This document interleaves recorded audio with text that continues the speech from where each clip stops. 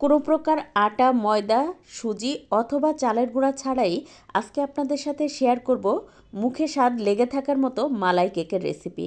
আসসালামু আলাইকুম, কেমন আছেন সবাই? আজকে তো আপনাদের সাথে শেয়ার করব মুখে স্বাদ লেগে থাকার মতো মালাই কেকের রেসিপি। আশা করি আপনাদের সবার ভালো লাগবে। ভালো লাগলে প্লিজ একটু শেয়ার করে দেবেন আর একটা লাইক দিয়ে পেজ ফলো করে পাশে থাকবেন। আজকের মালাই কেক তৈরি করার জন্য লাগছে ব্রেড, আর এখানে আমি 4 পিস ব্রেড নিয়েছি। এবার এর চারপাশে যে বাদামি অংশটা থাকে সেটা আমি কেটে রেখে দিব। আপনি চাইলে কিন্তু এই বাদামি অংশ সহও রাখতে পারেন, তবে বাদামি অংশ ফেলে দিয়ে যদি করা হয় তাহলে মালাই কেকটা অনেক সফট হয়। আর এই যে বাদামি অংশ, এটা আমি একটু তাওয়ার উপর শুকিয়ে তারপর ব্রেড ক্রাম্ব তৈরি করে নেব। এটা কিন্তু ফেলে দিব না। এবার চুলায় একটা প্যান হালকা গরম করে আমি একটু ব্রেডগুলো সেঁকে নিব। এভাবে যদি সেঁকে নিয়ে এই মালাই কেকটা তৈরি করা হয় তাহলে খেতে অনেক বেশি ভালো লাগে। দেখতেই পাচ্ছেন আমি কিন্তু ব্রেডগুলো একদম সাদা সাদা রেখে 1 মিনিট মতো সেঁকে নিয়েছি।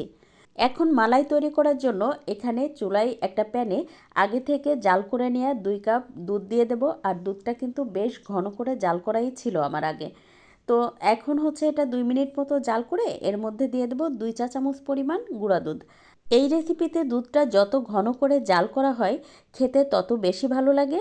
এই রেসিপিতে গুঁড়া দুধটা অবশ্যই দেওয়ার চেষ্টা করবেন, এতে করে দুধটা যেমন ঘন হয় আর খেতেও অনেক বেশি মজার হয়। 2-3 মিনিট জাল করে নেওয়ার পরে এখন এর মধ্যে দিয়ে দেব 3 টেবিল চামচ পরিমাণ খেজুর গুড়।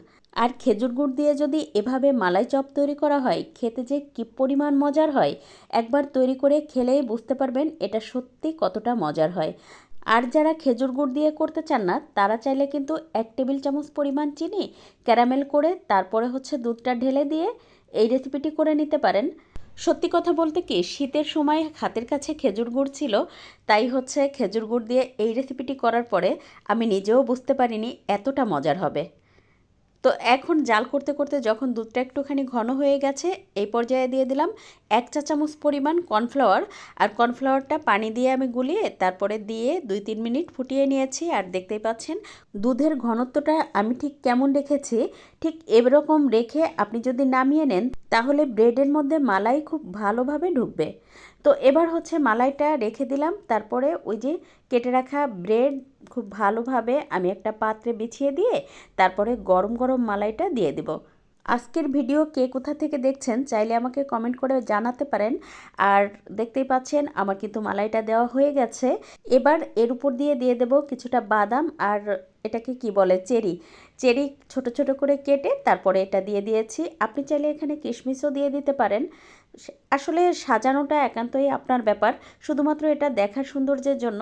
আর বাদাম দিলে তো খেতে ভালোই লাগে, তাই না? তো এই যে দেখেন কত সুন্দর করে সাজিয়ে নিয়েছি। এবার এটা ঢাকনা দিয়ে ঢেকে আমি নর্মাল ফ্রিজে 1 ঘন্টার জন্য রেখে দিব। এই ধরনের ডেজার্ট সাধারণত ঠান্ডা হলে খেতে বেশি ভালো লাগে, তাই একটু ঠান্ডা করেই আমি এটা আপনাদের সাথে পরিবেশন করে শেয়ার করছি। আর দেখতেই পাচ্ছেন এটা কতটা লোভনীয় দেখাচ্ছে। এটা যে শুধু লোভনীয় দেখাচ্ছে সেটা না, খেতেও অসম্ভব মজার হয়েছিল। আমি তো বলবো ক্যারামেল জাল করে অত শত ঝামেলায় না যেয়ে যদি হাতের কাছে খেজুর গুড় থাকে তাহলে প্লিজ একবার হলো খেজুর গুড় দিয়ে এই মালাই কেকটা তৈরি করে দেখবেন। ইনশাল্লাহ আপনাদের সবার অনেক বেশি ভালো লাগবে। এভাবে তৈরি করে খেয়ে আমাকে কমেন্ট করে কিন্তু জানাবেন কেমন হলো। আজ এ পর্যন্ত, কাল আবার নতুন কোনো ভিডিও নিয়ে দেখা হবে ইনশাল্লাহ। সে পর্যন্ত সবাই ভালো থাকবেন, সুস্থ থাকবেন। আল্লাহ হাফেজ।